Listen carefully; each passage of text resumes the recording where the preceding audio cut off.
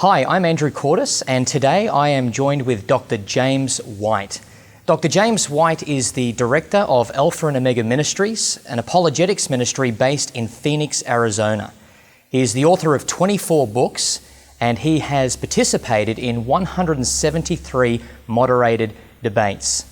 Dr. White, thank you for joining me today. Good to be with you.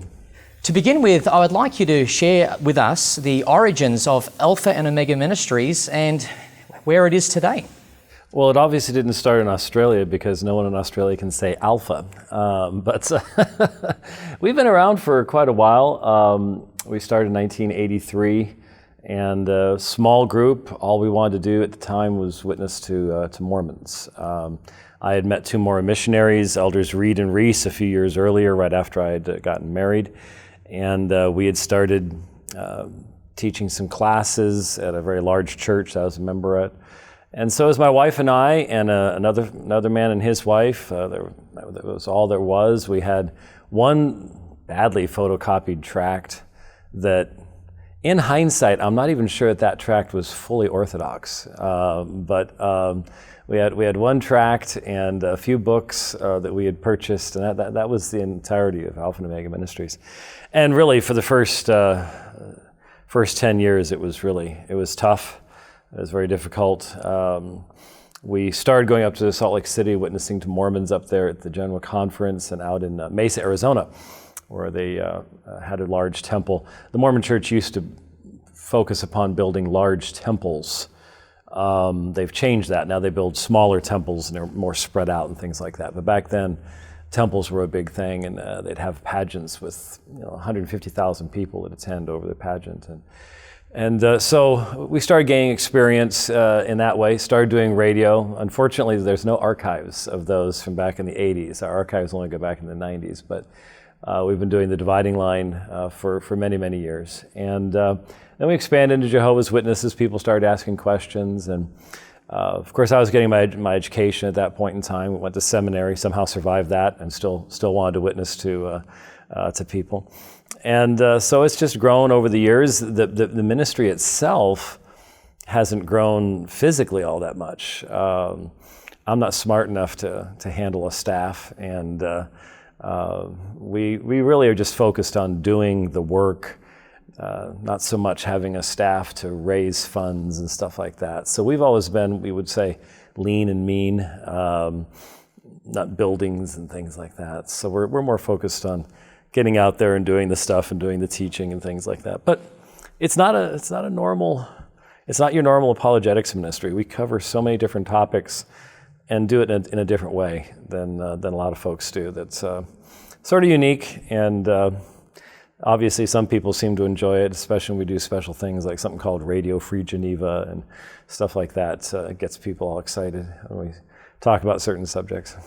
The task of apologetics is clearly significant. Could you maybe give us a basic understanding of the task of apologetics? Well, apologetics is the task of the church, actually. We don't pretend to be a church. We never try to take the place of being the church. Sometimes people try to turn us into a church, and we're just not interested in that. We're always part of a local church and trying to be an assistance to the church. But the elders of the church are supposed to be able to refute those who contradict. The elders are supposed to be able to exhort in sound doctrine, and all Christians are meant to be able to give a reasoned defense to those that ask them a reason for the hope that's within them. So that's supposed to be something that we're all prepared to do. But that's, in 1 Peter 3, that's actually derived from the fact that when we treat Christ as Lord in our hearts, it's going to result in a change in our priorities, and people are going to ask us, where'd you get this hope that other people don't have? So the going out and doing the debates, that's more looking back on Paul and the apostles and how they pursued evangelism and interacting with the world around them and dealing with the various religions that they would encounter in the various cities that they would go to, the paganism, the philosophers. That's really where you drive the biblical basis for that kind of thing. But obviously, in our day, couldn't have seen this coming when we started Alpha and Omega Ministries, but one of the main reasons we've been able to do what we've been able to do is because of the rise of electronic media. In 1983, I don't think Al Gore had invented the internet yet. So how could we know that there was going to be an opportunity to utilize mechanisms that would allow us to communicate all across the world? That's a situation we couldn't see coming, and we've just sort of adapted. And to be honest with you, we were one of the first webcasters back even before there was MP3 technology. It was something called real audio, if anybody was old enough to remember that. And this is back in the days of AOL and stuff like that. But we were forced into that because we couldn't afford to pay the radio bills for a regular radio program. And all of our calls were coming from people listening on the internet anyways. And so I was like, why are we paying a radio station? So we started doing our own, and someone helped us to learn how to post it and stuff like that. And that sort of blazed the trail because we couldn't afford anything else. That's great. You mentioned at the start there that apologetics is the task of the church. Right. Could you speak into how pastors and elders can, in an effective way, equip the church for the task of apologetics, but maybe even speak into how church members themselves can be greater equipped? Well, pastors and elders often find themselves having to sort of get some training because it's generally not a part of most theological educations. Certainly not in my day. I mean, there was they did have a class on apologetics, but it was just sort of an elective over on the side. It wasn't part and parcel of everything. And today, given the situations we face in our culture, now it's absolutely necessary, but it's still not necessarily a part of the training. So the pastors and elders need to get up to speed on it. I had a church history professor who said very clearly, it's amazing the things you remember from long, long ago. You can't remember what you went to the grocery store to buy, but you can remember what a professor said 35 years ago in school. He said, that which is a mist in the pulpit is a fog in the pew. And so if there is a lack of clarity in the thinking of the leadership, there will be a muddle in the minds of those in the church itself. So I think the best way, I mean, obviously you can have people in, you can have seminars, things like that. How many people really remember all of that, only a few months later? There has to be a regular modeling in the ministry of the word. And so in our day, it would be, let's say you're walking through 1 Corinthians, there would be numerous places where you could make a direct application to cultural situations that we face today, without being overly artificial about it. You don't have to sneak it into every single sermon, but if you can help to equip the people in the regular ministry of the word by giving examples from the pulpit, and then applying those examples in real life as well, that's probably the most effective way. And then being ready to give resources to know how to direct your people to some of the best materials that are available out there, because we've never lived in a day when information was more quickly available to people. I mean, you can buy almost any book on a device almost instantly and be reading it in a matter of minutes. It's Erasmus and Gutenberg could never have thought of the situation we face today. At the same time, that also means there's a lot of garbage out there. There's no vetting anymore as to what ends up being put in print, and so there can be a lot of confusion. I've often described a Christian bookstore as the most spiritually dangerous place for a Christian, because they can buy commentaries on Scripture, and yet that commentary is written from a very unbelieving perspective. It can be very confusing to a believer to read that kind of thing. Thank you. For those who've watched or even listened to your debates, we know that there's a range of topics will be raised. But it's just interesting to note that there are some topics that seem to come up nearly all the time. And what I have in mind there is things relating to the triune God, Christology, and also the history of the Bible. Why do you think those things come up, And then maybe could you speak into why should we as Christians spend time really having a grip on those matters? Yeah, obviously, I think the most foundation of those, if you're defending an Orthodox Christian position, the foundation of your beliefs is going to be the first thing that is attacked. So why do you believe the Bible is the Word of God? What about changes? What about textual variants? What about the canon? Different translations? What about other world scriptures? And part of that is just simply obvious. I mean, if you're debating religion that has its own scripture, they're going to be challenging your reliance upon your scriptures or a limited canon that instead of having their expanded canon, the Mormons have the Book of Mormon, Doctrine and Covenants for Full Great Price, things like that. But it's also useful for them for the simple reason that most Christians don't get a lot of education about where the Bible came from. We're converted, we're given the text, everybody around us is simply reading it and believing it, so we sort of imbibe it, but eventually everybody starts to have questions about, well, why is it only this size, and how do we know that this is what was originally written? Everybody starts having those questions, and unfortunately, a lot of sermons and even outside of the ministry of the Word in the service, in Bible studies, whatever else the church may offer. How often do you have studies on the canon? I remember when I was in high school, my dad was a member of the same church I was a member of, and I remember he offered, because he was a graduate of Moody Bible Institute, he offered to do a class on something like, the background of the Bible and, how we got the Bible and stuff like that. And I remember once getting out of youth choir to just go visit his class just to encourage him. And this is a huge church, 20,000 members. And there he was in the room all alone. No one there's so much more interesting classes to attend. I remember it just broke my heart. So even when you have people who make that kind of information available, a lot of folks choose to go for why not go to a prophecy class, find out what's going to happen in the future. It's much more intriguing to people. And so even when we offer the information, hopefully in our day, now that people are getting challenged over and over and over again, I'm surprised at how many people, when I do Dividing Lines, our webcast on canon issues and textual transmission issues and stuff like that, they love it, but that's probably because they've already found us because they want that kind of information, because they're already dealing with those kind of challenges, maybe have family members that are raising those kinds of issues all the time. And so, yeah, but I think more and more Christians are starting to fall into that category and recognize that.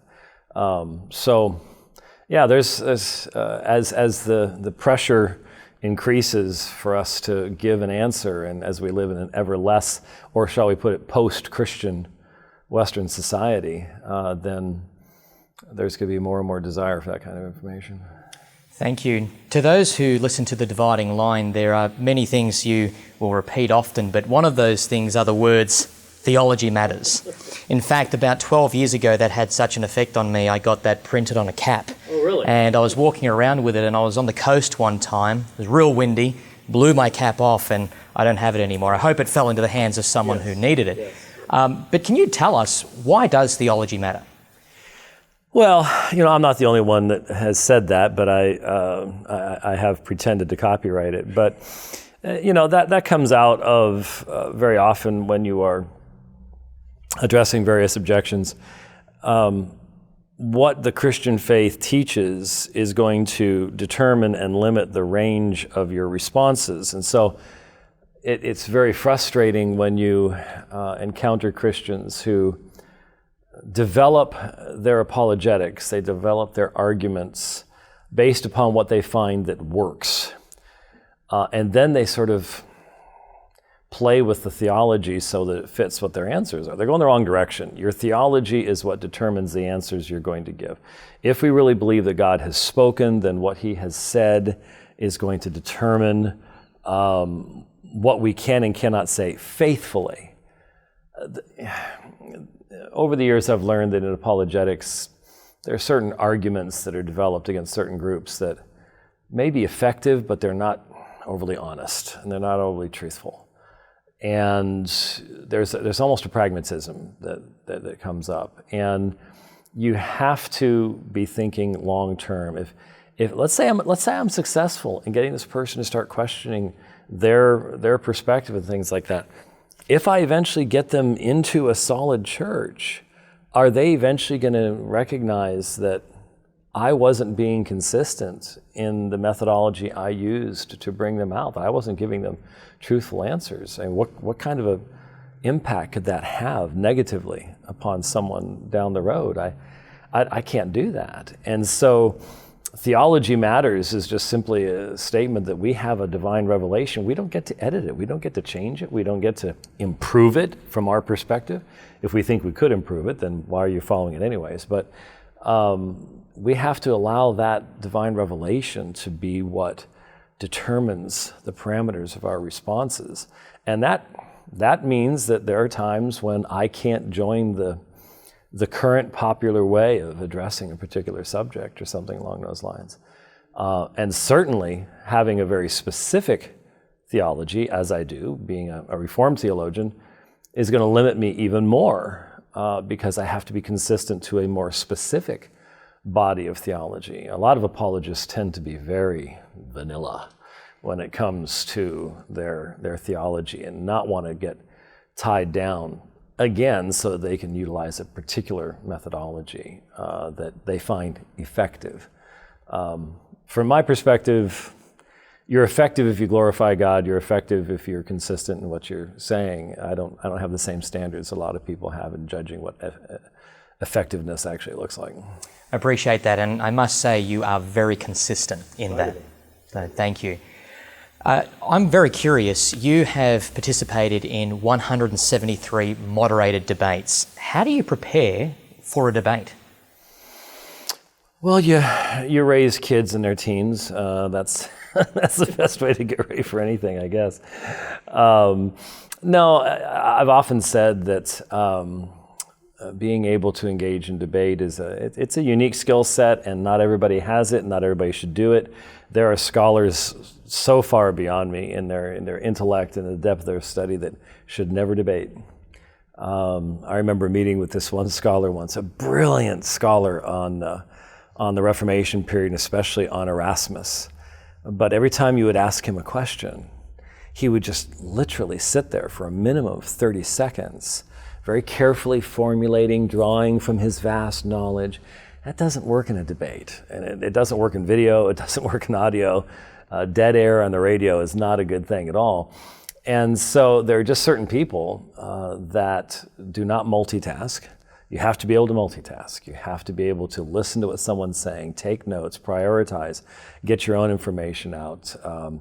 There's a lot of stuff going on in a debate to be able to do it well. And so preparation, it sort of depends on who I'm debating. I mean, years ago, in doing some of my major debates, I could spend 6 months preparing for a debate. So when I knew I was going to be debating Bart Ehrman, oh wow, just listening to hours and hours and hours of his lectures and things like that. But especially today, there are times I only have a matter of weeks before a debate, and so you've got to be drawing on your whole life's work in that situation. When you're debating someone who has an extremely unique position. I debated Dr. James Price, who is a mythicist. He doesn't believe Jesus actually existed. And his perspective on that is extremely unique and unusual. That took a long time to be listening and looking up references and stuff like that. So it really depends on who you're debating. If you're debating a Muslim on Trinity and Tawheed, and it's your 14th time doing that debate, hopefully you don't have to spend a huge amount of time because you've already been doing that preparation for a very, very long time. But the other thing is you need to make sure that what you're presenting, you got to know what audience you're really aiming at. And these days, thankfully, because of the internet and things like that, you can broaden out the audience that you're intending to communicate to. And even if you're doing the same subject, you can approach from a different perspective to try to reach another element of the audience that you may not have in a previous debate.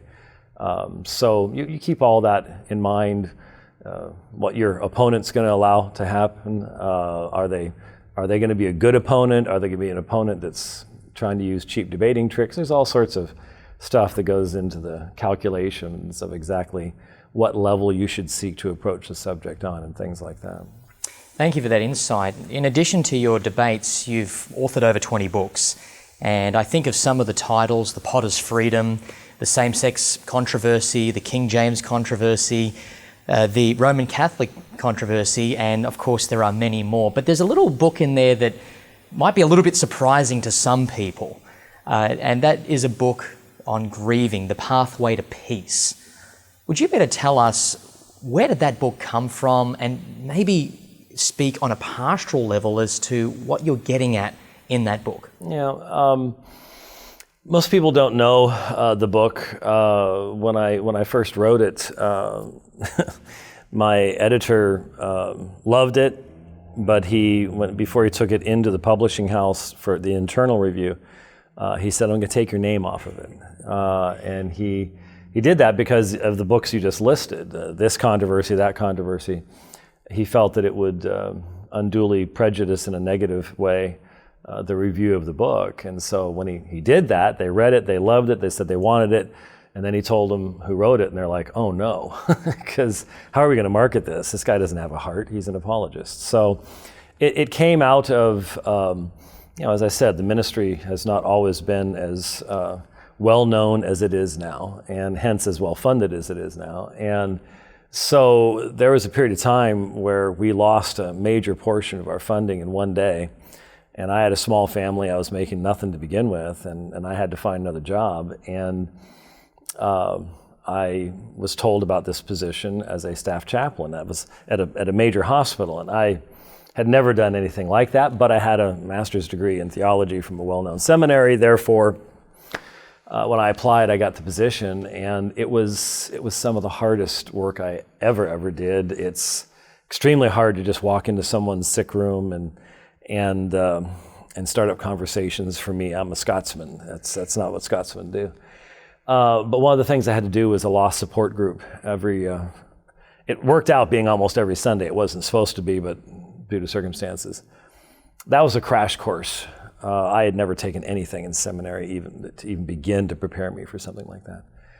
And it was not a Christian hospital. Therefore, you had a lot of unbelievers, and you had a lot of widows who had just lost a husband of 50 some odd years and had no earthly idea what they were supposed to do in the rest of their life, and things like that. And of course, you had experience in the hospital as well with death. Some life-changing experiences I had with sudden deaths, 6-month-olds, and going into the cancer wing, and that kind of stuff really changes you. So when an acquaintance of mine, his 29-day-old granddaughter died, was suffocated when her mother had an epileptic seizure, attended the funeral, and I was no longer a chaplain at that point. I had been able to finish that work and was back to Alpha and Omega full time. But I just felt like I needed to share everything with him that I had learned over those years, and so I just pushed everything off the desk. It's not a long book. People in grief don't want to read a 300-page tome. They need something. It's very practical. When people read it, they go, "Really?" It's just super practical. Little things like how to handle the holidays and things like little things we normally don't think about that I had learned over those years in doing that lost support work. I'm very thankful to say that they were distributing that book by the caseload to the first responders at Ground Zero on September 13th, 2001 in New York during the attacks in the United States. So it has had a incredible life unto itself. A lot of lost support groups use it, and it surprises a lot of folks that it came from that guy. But that was the unusual circumstances that brought it into existence. And so once in a while I'm asked to speak on that subject. It's the hardest subject that I'm asked to speak on. Because as a chaplain, I never developed the rhinoceros hide that most chaplains, I think, have to develop. The ability not to cry and things like that. I never developed those skills, and so even just talking about it is difficult for me. But the fact of the matter is, the church stinks at preparing people for death. We're just like the culture around us. We don't talk about it. We don't prepare our people for it. I used to give a talk called "Christians Grieve Too," because there are actually Christians who think that grieving is sinful. That you're not. And it's like, no, you need to understand, if you're old enough to love, you're old enough to grieve. And you have to keep that in mind. And grieving is a long process, and we treat it like it's something you're over in 2 weeks. No, you're not even over the shock in 2 weeks. That's when the shock's just starting to wear off. And the real depth of a deep relationship loss is 4 to 8 months later. And we expect everybody just to be over it and fine by then. Well, that's not how it works. And that's the most unusual book in my list. There's no two ways about it. Thank you for sharing that. And personally, I am greatly blessed by it, and I know it's meant a lot to people who are very close to me. So thank you for what you've written on that topic. Dr. White, the last question I want to ask you is in relation to preaching. We know the Apostle Paul had commanded Timothy in 2 Timothy 4:2 to preach the word, to be instant in season and out of season. You wrote a great book called Pulpit Crimes. And I wonder if you could maybe speak to a generation of preachers who are preparing for ministry, perhaps in their early years of ministry. Could you just share a few words encouraging them to take that task with great faithfulness and accuracy? Yeah. I very honestly do not view myself as much of a preacher. I consider myself much more of a teacher and an apologist first and foremost. And so when it comes to the dynamics of preaching, I don't necessarily suggest that people imitate me at all. I have an unusual style. I'm much more comfortable addressing issues in the context of a sermon that most people shouldn't even try to address. And so I recognize that reality, and so I don't make the claim to be the great example in those things. But I do preach, and I preach regularly. I'm a pastor in a church. I've been in eldership for a number of decades, and so I think that has been very, very important to my apologetic work. I see far too many apologists that are just completely disconnected from the church, and as a result, I think that greatly hinders and damages their apologetic work, and frequently allows them to start losing balance and things like that. But obviously, I consider it the highest calling to be called into the ministry of the word in a regular sense amongst God's people. It's a calling that we don't honor the way that it should be honored. We ask many of our ministers to do things we shouldn't be asking them to do. That's not a part of the gifting, and it's distracting to them, very often discouraging to them. But a person has to. I really think if you're going to last in the ministry, it's because you recognize that you've been called to serve someone other than yourself. You've been called to a very high calling.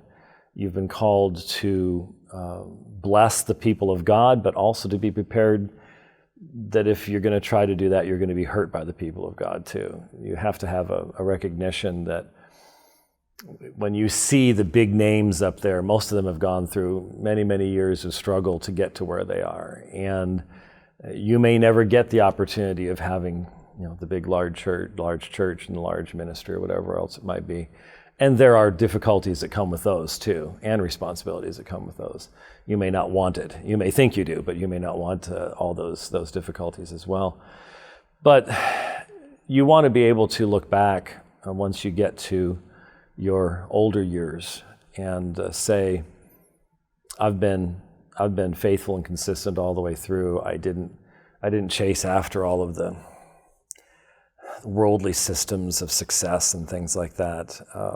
I just look at, I want to finish well, and I look at some people and I see them just desperately trying to hold on to some type of kingdom that they've built, and the result is destructive for themselves and everybody around them. And I don't want that. You need to be a good exegete. You need to be a person who can handle the Word of God well. And if you consistently seek to do that, there are going to be difficulties, there are going to be trials, there are going to be things completely outside of your control that you will be blamed for. And whenever anybody leaves your church, they'll never tell you the actual reason why they're leaving. They'll tell everybody else, they won't tell you. That's just, every person who's an elder realizes that when you meet with someone who's leaving, you're going to be told story X, everybody else in the congregation gets story Y. That's just how it works. But be prepared for that kind of stuff. And if you're in it for the wrong reason, that will drive you out.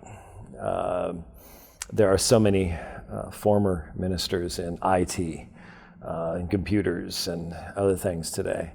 And part of the reason was not that they didn't have the capacity to do the work. It was having the heart to be able to survive the challenges and the difficulties and the constant need to be repairing the wounds in your back. Because that will happen, and you just need to be aware of it. You're ministering to a bunch of sinners as a sinner. It would be nice if it wasn't that way, but you read Paul and you read all the struggles and the pressures he was under, and we all sit around going, man, I wish it was like in the apostolic age. No, you don't.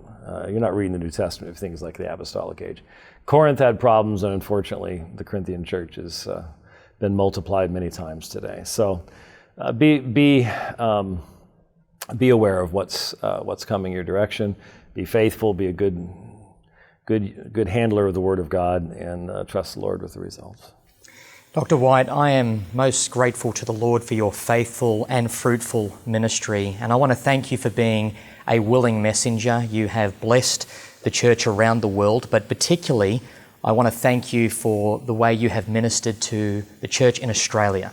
We are very grateful that you've come. You've been here before, but now that you've come again, thank you for your contribution, and thank you very much for your time in this interview. Thank you very much.